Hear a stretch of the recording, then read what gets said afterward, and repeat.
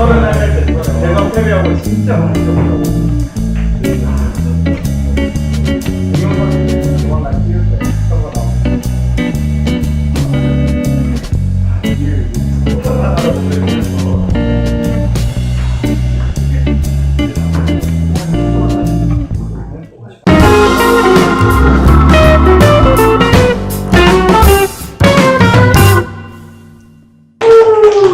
PG지마 진행하겠습니다. PG지마인가요? PG지마 진행하겠습니다. 네. 오늘 경태랑 이유랑 편집장님 그리고 기성용 미래세대의 인사분 나오셨습니다. 그래서 오늘은 뭐 새누리당 이슈로 갈 것 같은데 매주 새누리당 이슈 시작하는 거 그러니까 같아요. 저도 안 모르는데 이래서 되겠습니까?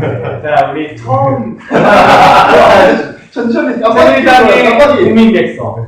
네, 국민백서 새누리당이 4.13 총선에서 패배한 원인을 지금 원인과 패배의 어떤 분석한 자료집이죠. 네. 그 자료집이 국민백서라는 이름으로 나왔어요. 그런데 이 패배 책임을 유독 이한구 공관위원장과 김무성 대표만 쓰건데 어떻게 생각하시죠, 두 분은? 나는 잘 모르겠고 얼른 다 오리신데 그래도 얘기를 해주셔야죠. 솔직히 나는 그 이슈에 대해서 잘 모르겠고 그러니까 좀 잘못했다고 생각해요. 좀 더 노력을 잘못하고 성민이는 어떻게 생각해? 저는 이제 백서라는 걸 만드는 게 이거를 반성을 통해서 앞으로 이제 미래에는 이러한 잘못을 하지 않고 성공의 길을 가자 이런 뜻에서 책을 만든 것 같은데 읽을 이유가 없는 것 같아요. 이거 어떤 잘못을 했다고 생각하나? 오늘 성명이가 잘못이 있다고 얘기하는 거 보니까 너도 그 충분히 공감하는 것 같은데 생각이 어떤 잘못을 했어? 이제는 다 잘못하고 아니 뭐 예를 들어 가장 잘못한 게 있다면 뭐 그냥 나는 그냥 다 잘못한 것 같아서 뭐라고 할 말이 없어. 그리고 오늘 이 자리가 결코 쉬운 자리는 아닌 것 같아요. 선거를 없습니다. 선거에서 패배하면 대통령은 아니다. 아니 선거에서 패배한 거 성경이는 아니에요. 뭐가 잘못했어 오늘? 가장 가장 큰 잘못. 사당화가 제일 큰 문제죠. 누구로부터의 사당? 여기 말이 얘기하겠어요. 그럼 진짜 뭐 지금 목소리도 다 커지고 그들이 소수의 권력을 가지고 소수들이 권력을 등지고 공천을 가지고 장사하듯이 뭐 이러고 가라 저러고 가라 무슨 국민들이 얼마나 희롱하는 일을 하고 근데 왜 국민백서에는 그 사당화의 주역들이 빠져 있었어? 그래서 사실 다시 쌓는다고 봐요. 백서가 지금 그러니까 백서가 제가 보기엔 다시 쌓는다고 봐요. 그리고 누군가가 분명히 다시 쓰게끔 만들 거예요. 전당대회가 당대표가 누구가 되느냐에 따라 다르겠지만 백서에 대해서는 뜯어고치자고 얘기하시는 구조가 있기 때문에 그들이 집권할 가능성이 높고 그렇게 되면 백서가 고쳐질 가능성이 있다. 그러니까 결국 이한구 김무성의 책임으로만 쓰여진 그 백서가 아닌 정된 거죠. 이제 뭐 윤상현부터 시작해서 최경환, 서청원, 현기환으로 이어지는. 근데 그건 어떤 분이 대표가 당신에 따라서 달라지지 않을까요? 지금 나와 계신 분들 중에서 친박이라고 말씀하는 나와 있는 구조가 아니어서 소위 말하는 뭐 진박 뭐 이런 사람들이 출마 선언을 다 포기하고 있는 그러니까 불출마 선언을 하고 있는 상황이기 때문에 그리고 또 다음 대통령 선거를 재창출하기 위해서는 정권 재창출하기 위해서는 어쨌든 당권을 양보할 수밖에 없는. 일부러 밑밥을 깐 거 아니에요? 일부러 한번 또 이렇게 또 자기 반성하는 그런 걸 또 깔고 그 정도로 우리 당이 잘했으면 우리 사태가 뭐였지 내가 보기엔 오래 걸어갔을 때 어디 그러니까 사실상 이제 사실 불출마를 한다는 거 정치는 결국에 선거를 통해서 성장할 수밖에 없는데 불출마한다는 것 자체가 본인의 임기가 국회의원 배치의 임기가 대통령 임기보다 더 길다는 걸 분명히 알고 있을 거라는 거죠. 어차피 1년만 좀 조심하면 이제 내 사생인데 진박이든 뭐 이런 진박이라는 논쟁이 없겠지 이제 그때 되면. 그러면 결국에는 반대로 그 얘기를 말하면 레임덕이 시작되고 있다는 걸 친박 스스로도 인지하고 있다는 뜻이고 그런가?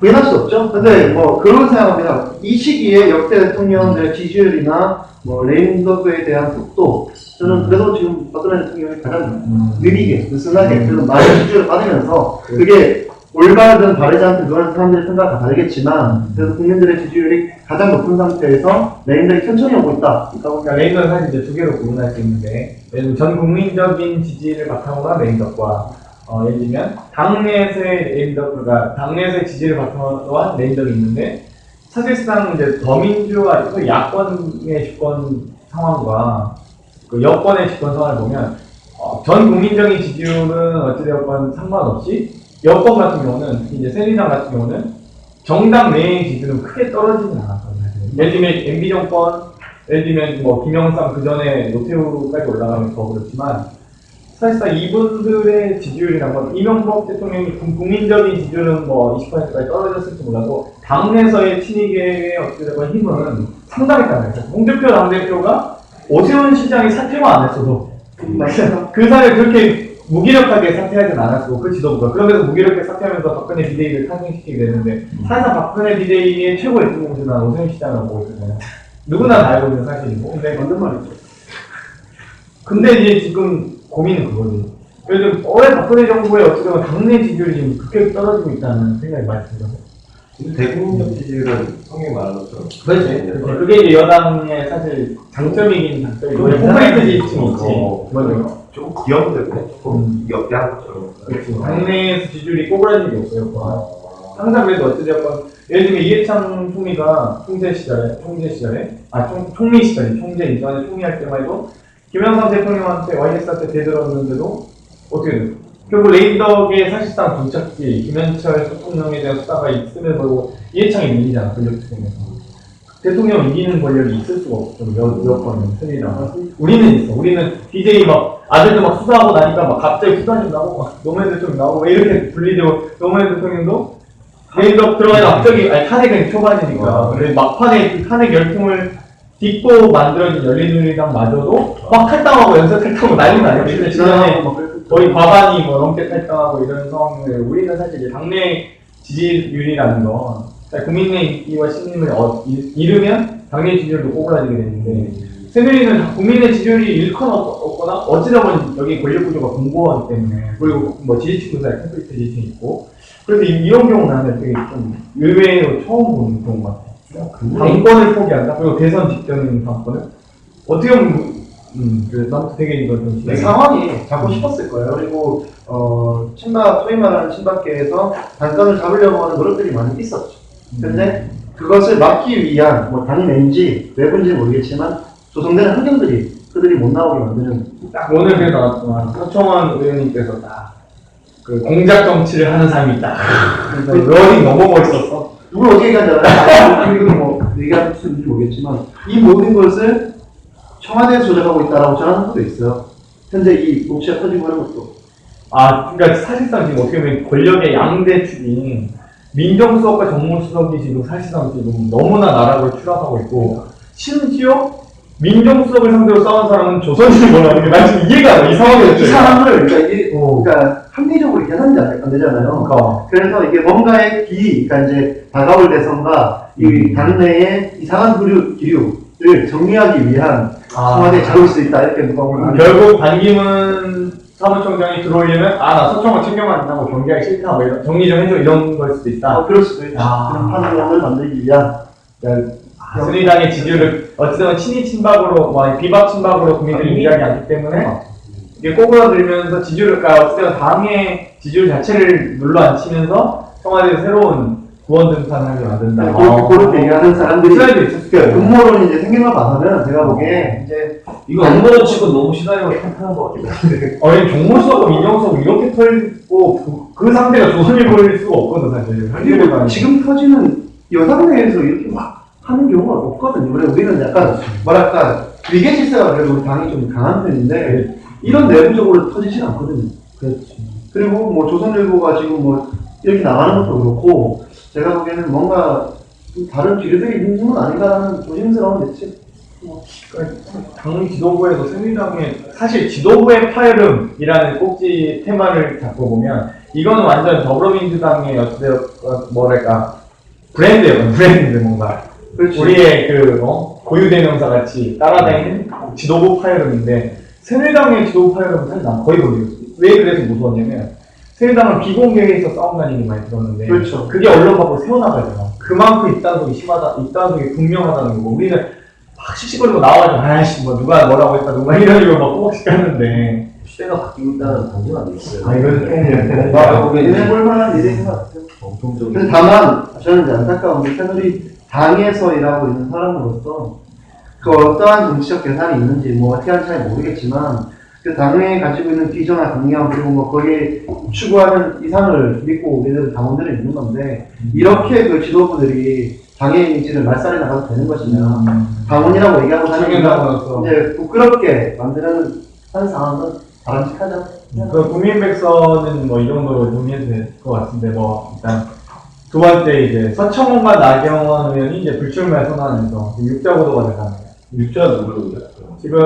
지금 일단 친박 비번 나눠서 해볼게요. 친박이 있나? 친박은 뭐 일단 뭐 친박으로 분류하면 뭐 이주영, 이정현, 한선교 정도고 비박으로 김용태, 조병구, 주호영, 정병구 뭐 이 정도인 건데 여성명. 여성인데 내가 보기엔 일단 당대표 얘기하기 전에 최고위원은 5명 채웠을까 후보를? 어디가? 5명이 안 되지 않아 지금? 출마 선언 이게 될걸요. 지금 강석호, 강석호, 함진규. 한진규는 하셨어요. 이은재. 아 이거 여성 그리고 후보. 대전에 정. 이장호. 이장호. 근데 채워질 것 같아요. 당연히 최고위원이 안 채워지면 그거는 당연히 아니지. 출마자들이 그 이상이 나와요. 안에 준비하시는 분들이 있는데 아직 노수 정리가 다 안 된 것 같아요. 그러니까 당대표의 교통 정리가 안 되니까 최고위원까지 그냥 내려온 건데 당대표가 그럼 이 3대3 구도에서 컷오프가 3명을 짜는데 현재 3명한 그러면은 전략적으로 봤을 때 결선투표의 성격을 하는 본선의 경우 3명의 본선을 갔을 경우에 비박이 2명 들어가고 친박이 1명 들어가든지 친박이 2명 들어가고 비박이 1명 들어간다면 1명 들어가는 게 더 유리한 구도 아닌가? 100% 다녀야 됩니다. 그래서 저희 당이 지금 문제가 뭐냐면 결국 이번 전당대회고 1대1 구도를 만든다, 양자 구도를. 개파 싸움을 가요. 근데 이 개파 싸움을 가면 우리 한 청년들이 또 피해를 보는 게 청년 최고위원이라고 신설을 했어요. 했는데 결과적으로 이 위에가 개파 싸움이 되면 밑에도 개파 싸움이 됐어요.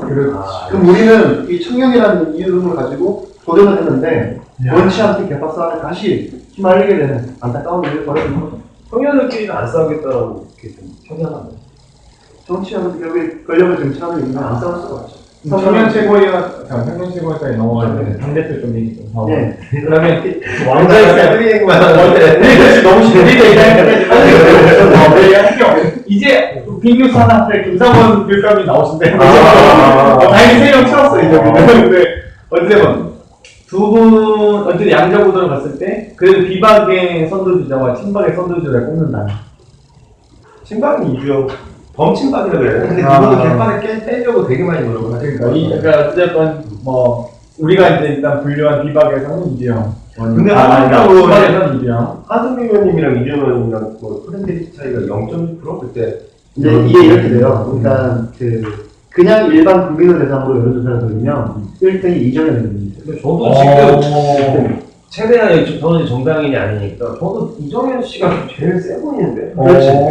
그리고 2등이 누구냐면 김용태 의원이고. 그다음 3등이 뭐 이정현 의원은 이렇게 했는데 그럼 그때 리얼미터는 5일 대상으로. 그거는 이제 새누리당 지지자를 상대로 넣어버리면 그럼 1등이 이제 이주영 의원이랑 1등일 거예요. 그러니까 진짜 그렇죠. 이주영을 1등이 원래 나경원을 나경원 선수가 그래서 이주영. 나경원 사청은 이주영. 그러니까 지금 남아있는 상태는 이주영 의원에서 그다음에 이정현 의원님은 더 꼴찌고 제일 꼴찌는 김용태 의원입니다. 3.5%. 이게 내려가버려요.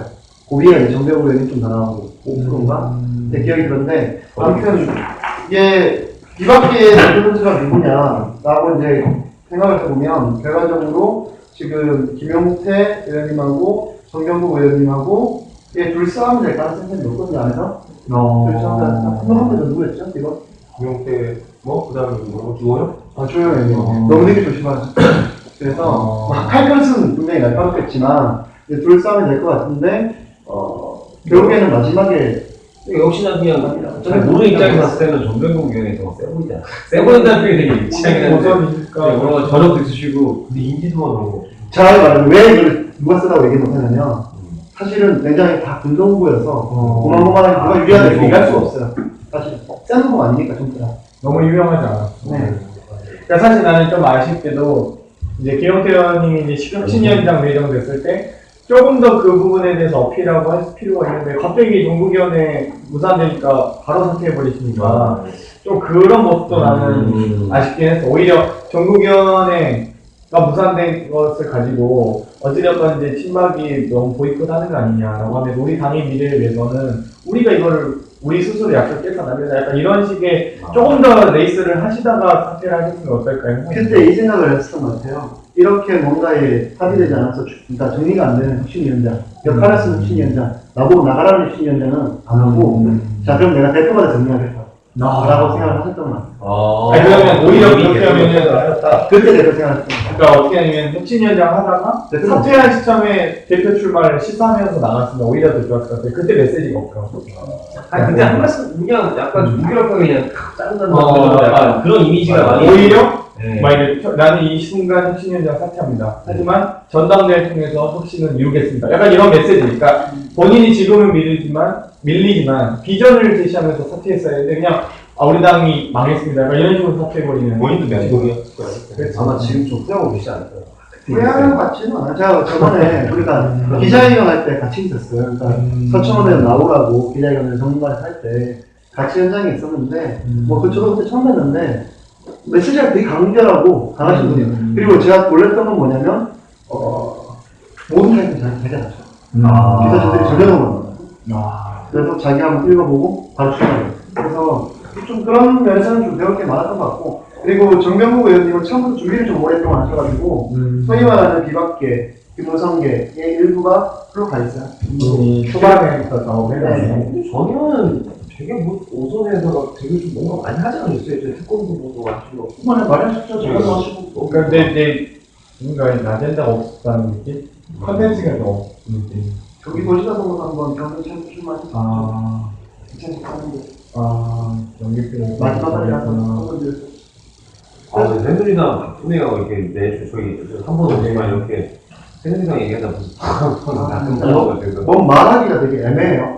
그러면 이제 당대표는 이 정도 얘기하고 그다음 청년식 의원이 이제 3명 후보가 새누리당에 나온 걸로 알고 있는데 이부영, 유창수, 이용원. 이 세 분. 세 분의 그 경태가 오늘 새누리당을 새누리당 사이다하고 대화하려고 이세 분 중에서 예를 들면은 어떻게 분류가 돼요? 이거 뭐 예를 들면은 전직 없어요. 중청위원장 출신의 예를 들면 이부영. 예를 들면 이제 대표 타이틀이 있을 거 아니야? 네. 어디서 왔는지, 그러니까 최소한 소위 말하는 족보가 있을 거 아니야, 예를 들면. 중청위원장 이병 이부영은 중청위원장 활동했던 분이고 유창수 후보는 예전에 그 전에 당과 인연이 뭔가 있을 텐데. 대선 캠프 때. 아니 용인에서 용인에서 18대 때 출마를 했어요. 아. 기흥에 출마를 하셨었고 기흥에서요? 경선을 해서 이제 떨어졌었고 유창수지. 네 그리고 18대가 맞아요. 18대 출마했다가 이제 경선에 떨어졌었고 두 번째로 대통령 선거 때 박근혜 대통령 선거 때 김성주 그 당시 선대위원장 비서실장 사소인 그리고 중소기업 뭐 CEO 단장 이런 걸 하셨던 분들 정책 활동 많이 하실 것 같아요. 어느 정도 일정하게 캠프를 통해서 결합하셨던 분이고 그럼 이용원 후보에 대해서 좀 설명해 준다면 거기 분은 대표님 할 건데 뭐 사의에서 이걸 출마했었고요. 그다음에 이제 경선을 이제 해서 떨어지시고 이걸 출마하셨고 사회안전 방송에 대표를 하고 계시고 또 집안 원래 사회에서 정치하는 집안에 원래 정치적 기반이었는데 사흘에서 경선도 못하지 않았나? 조경태 여대원님 전략 공천을 받지 않았나 그냥? 그래서 그렇죠. 그러니까 출마 준비를 했지만 이밀보 등록까지 했지만 결국 출마를 이 후보님 부친께서 구의원인가 시의원인가 뭐 의장을 해서 네, 축하하고 그리고 조경태 의원도 되게 케어하신 게 부산 지역의 세력이 좀 크게 있으시고 그리고 사회안전 방송이 결코 작은 방송이 아니라서 그렇죠. 네, 굉장히 아니 나오신 세 명 다 네. 본방사장이래요. 또 이부영 위원장도 직원이 한 130명 되는 금수저 청년을 뽑는 선거네. 근데 입주정적인 사람들이야.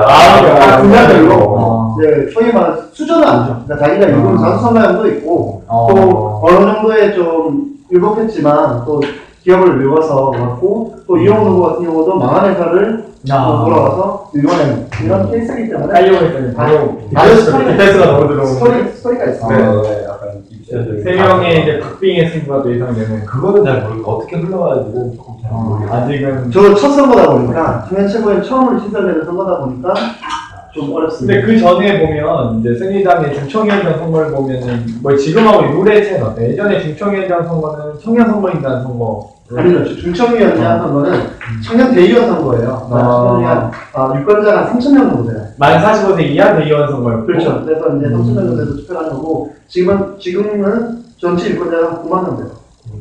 선거인단 보면 비율 반영 비율은 어때요?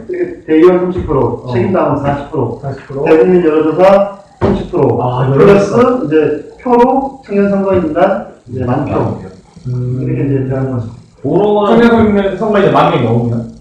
이건데 각 지역별, 당역별 점수가 있어요. 그래서 만 명 이상이 되면 거기서 추천.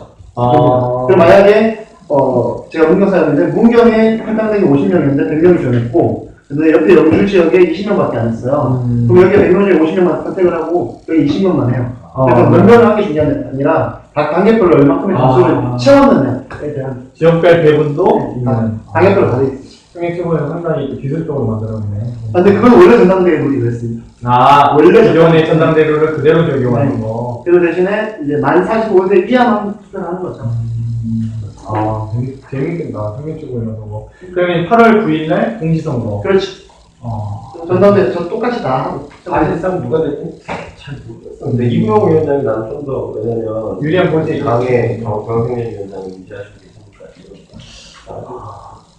저는 그래서 합니다. 세 분 다 어느 정도를 신분을, 특히 이창훈 분은 잘 모르지만 또 캠프에 있는 친구도 알고 하니까 신설되는 선거라서 어떻게 될지. 그리고 사실 청년이라는 사람들이 여론조사를 돌려야 되는데 인지도가 있다라고 하기가 좀 애매하거든요. 그래서 대국민 여론조사가 20%, 30%입니다. 30%면 상당히 응답률도 낮고, 그렇죠. 그 적은 소수의 응답률이 결국에는 반영 비율이 꽤 크겠는데. 그래서 거기에서 얼마큼 많냐면 표본은 몇 명까지 하기로 했지? 10명? 그거 아직 확정되지 그러니까. 네.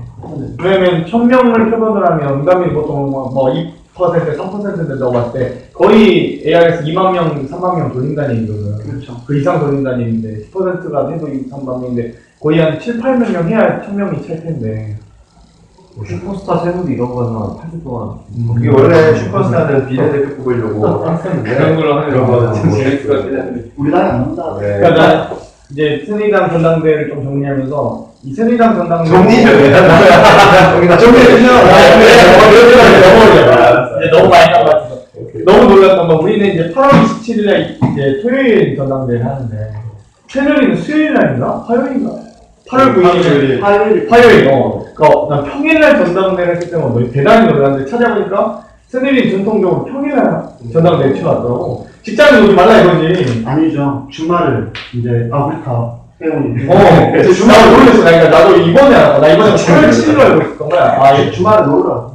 주말은 쉬게 해주는 게 검역들과의 토요일날 전당을 한다는 건 왜냐면 너희는 어찌되건 대의원들 같은 책임당원 이상의 대의원들이면 현장 투표를 할 거 아니야. 만명. 그러니까 그러면 전국의 대의원들이 흩어져 있는데 평일날 올라올 수 있는 대의원이 몇 명이나 돼? 그러니까 그 선거일에 당연하지만 그날 올라올 수 있는 사람들 대의원을 선정할 거 아니야. 그리고 그날 올라올 수 있는 사람이란 건 직장인은 불가능하죠. 불가능하죠. 직장인도 충분히 조작했어요. 그렇게 오는 사람도 있다.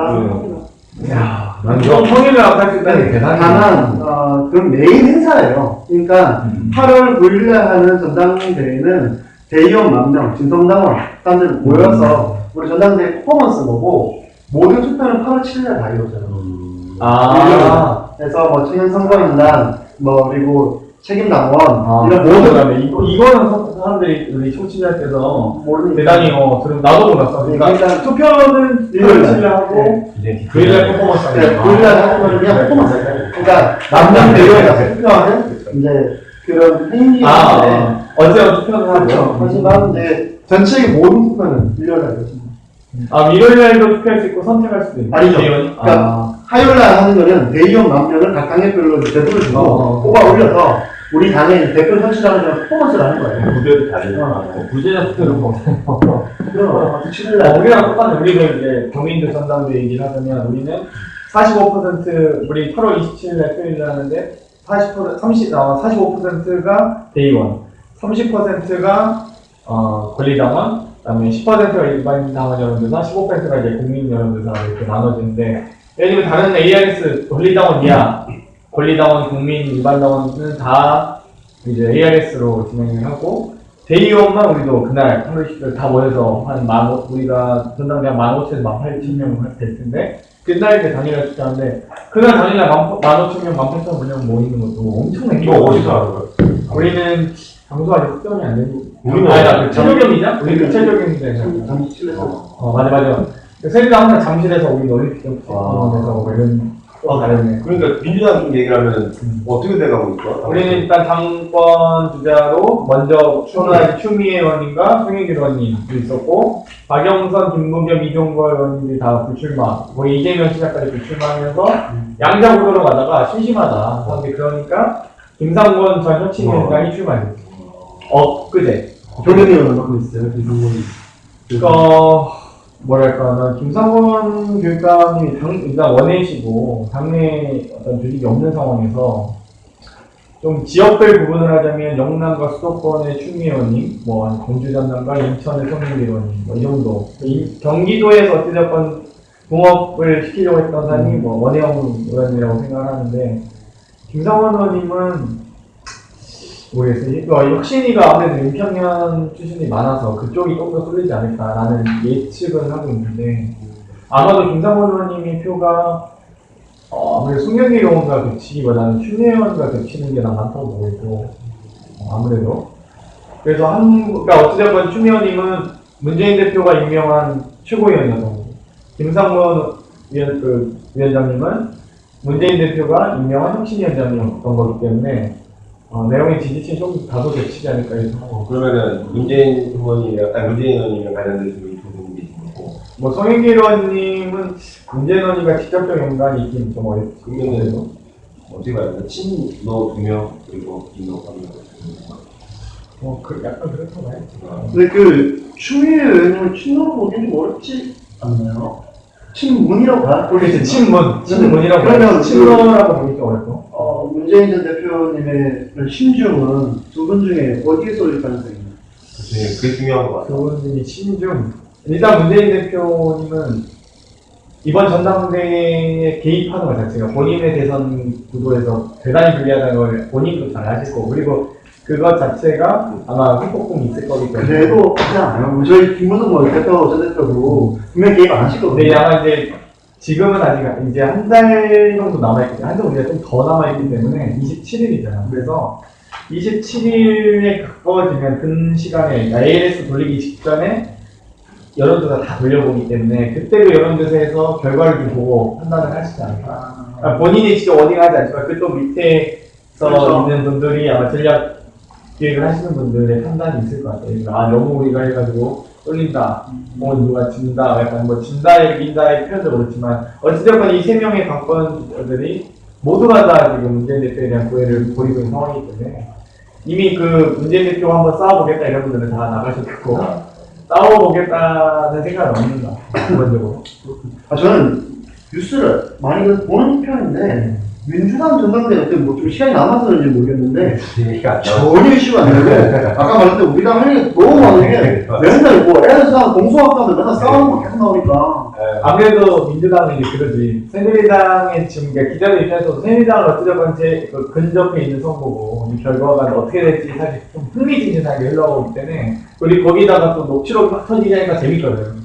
갑자기 김효 비대위원장의 비중이 너무 작아 보이고 뭔가 이런 느낌인데 8월 7일, 9일이 끝나고 나면 어찌되면 한 3주 정도의 기간 동안은 더민주 기사로 채워지지 않을까요? 그리고 가야 될 것 같고. 흥행을 준비를 해야 되겠네요, 당연히. 가야 될 것 같고. 그래서 이제 지역별 지금 이제 시도당, 우리는 이번에 최고위원 전국 선거를 하지 않기 때문에 시도당 위원장들 중에 호선을 하게 되는데 9일을 시작으로 이제 20일까지 전국을 돌면서 시도당 위원장들을 뽑고 전당대 하루 전날 이렇게 최고위원들이 있어서 각 권역별 최고위원. 근데 권역별 최고위원을 뽑는 선거에서 어찌 될런지 조심하실 거예요. 그러니까 네, 출발합니다. 지금 경태 감사합니다. 네, 우리 다 진짜입니다. 근데 경태 출마하고 또 누구 출마하는 거야? 지금 김병만 의원님이 이제 출마하신다는 얘기가 돌고 있고 이동학 전 혁신위원 다음 이제 몇몇 분들은 뭐 몇몇 이제 아직은 확정되지 않는데 계속 그- 얘기만 설왕설래만 듣고 있어서 본인이 보기에 본인의 경기인 거. 아, 그 연락이. 11년간 역시. 이 당의 청년과 대학생을 지켜온 사람이고 11년 시간이 충분하진 않지만 난 꼭 필요하다고 생각하는데 단순히 있는 사람보다 청년과 대학생위원회, 그러니까 청년 당원이나 또 청년들을 위해서 진짜 무슨 일을 해야 하는가가 난 중요하다고 생각하고 이번 선거에서 청년위원장은 대선 전략과 집권 비전을 쓸 수 있는 사람이 중요하다고 보는데 우리 당의 다른 후보들이 사실 그것까지 큰 부상을 할 수 있을까? 혹은 큰 부상이라기보다는 청년 부상을 할 수 있을까? 그게 좀 스스로의 차별화라고 생각하고 이번 청년 비례 국회의원 후보로서 이번 청년위원장의 도전이 다른 선거라고 생각하지 않아요. 그래서 이게 이어진 선거라고 생각하기 때문에 어떤 선거든 쉬운 선거는 네, 이번에 저희 이유라 편집장님은 경태가 먼저 2년 돼가 기억나잖아요. 예. 어떻게 봐요? 장님도? 이분들 얘기를 하면은 사실 밖에서 보이는 것보다 그냥 직접 뵀을 때 되게 매력이 커지시는 분 같아서 근데 오히려 그게 그 아이언의 약점인 것 같아요. 맞아요. 저는 개인적으로 이미지 정치 되게 중요하다고 아직까지 보고 있는데 우리 장 대변인께서는 좀 뭐랄까 그냥 묵묵히 자기 할 일 위주로 좀 하시면서 좀 진정면사들한테 자기의 진정성 보여주시는데 개인적으로 좀 그런 이미지가 아직은 좀 충분하지 않아요. 민주도를 쉽지 않아요. 이걸 어떻게 하실 것인지 사실 그런 면에서는 좀 내부적으로도 이제 했을 때좀 뭐랄까 불리한 일이지 않을까. 저는 밖에서 보면 경태 형은 이제 옛날부터 알고는 했어요. 몰랐었지만 얘기를 듣고 있었지만 들어보면 뭔가 느낌이 까칠할 것 같고 좀 약간 뭐랄까 이렇게 부드러운 남자다. 깐깐할 것 같고 뭐 이런데 만나보면 레인인가? 그런 게 아닌데 약간 허당기를 쓰고 있고. 제가 보기에 그래서 저는 이제 선거 전략으로 많이 몰아다니시길 바랍니다. 저는 예전에 선거 전략 헤어스타일 단어를 추천드립니다. 이렇게 원래 비례 때 이렇게 세우고 다니는데 네. 요즘에 지금 막노동만 하나 이렇게 그리고 보시겠죠. 그냥 그래도 뭔가 좀 강경구시 되려나 모르겠어요. 되게 이것도 안경도 원래 뿔때문에 바꾼 거예요. 실제로 보면 볼 때마다 지금 훨씬 좋아요. 실제로 보면 되게 정말 멋진 매력이 터지죠. 그냥 저는 기사로 보는 걸 좋아하니까요. 보면은 뭔가 제가 성에 안 차는 거지. 합리적 뭐라고 생각하는지. 합리적. 인지도가 내가 하는 말은 그만 살아요. 합리적 진보다. 얼마나 필요 없으니까. 경태야, 그럼 너는 어떤 가치를 추구하는 거야? 이쪽에는 합리적 진보라고 칭하는데. 나도 합리적 진보? 좋다. 원칙이 좋다. 합리적 진보. 그래서 대화가 되는 사실은 이 경태 형이 아닌 또 어떤 분들을 만나보면 대화가 안 되는 분들이 있어요. 물론 이제 우리가 아예 다른 생각을 하는 어떤 부분들이 있을 거예요. 근데 그걸 제외하고도 대화를 안 되는 사람들이 있는데 형님하고 대화가 잘 되는 것 같아요. 또 배울 게 많아서. 생각이 다른 건 존중하면 되는 거고 그렇게 생각할 수 있지 뭐. 어쨌든 저번에 청년 비례까지 하시고 거기 탄력 받아서 하시는 거니까. 조롱을 정리하자면 우리 새누리당은 좀 뭐 할 말 없다. 정신 차리고 좀 이 전당대회가 잘 끝나기를 바랬으면 좋겠고 두 번째는 경태 형이 당선됐으면 좋겠습니다. 장경태 화이팅. 화이팅! 이제 장경태 화이팅한 걸로 이번 팟캐스트 촬영 끝내겠습니다. 감사합니다. 감사합니다. 기승전 장경태. 기승전 오늘 장경태가 없었죠. 담배 나 피고 올까? 담배 있어. 형, 저희 까먹은 댓글 작업을 얼른 시켜요. 해줘. 그럼 트위터에서 좀 AIS로 하고 대의원과 우리도 그날 다 모여서 한 우리가 전당대 15,000명, 18,000명 할수 있는데 그날 위해 정리가 됐다. 잠깐만요. 아까 우리 스틸 사주니까 한 장을 찍어요.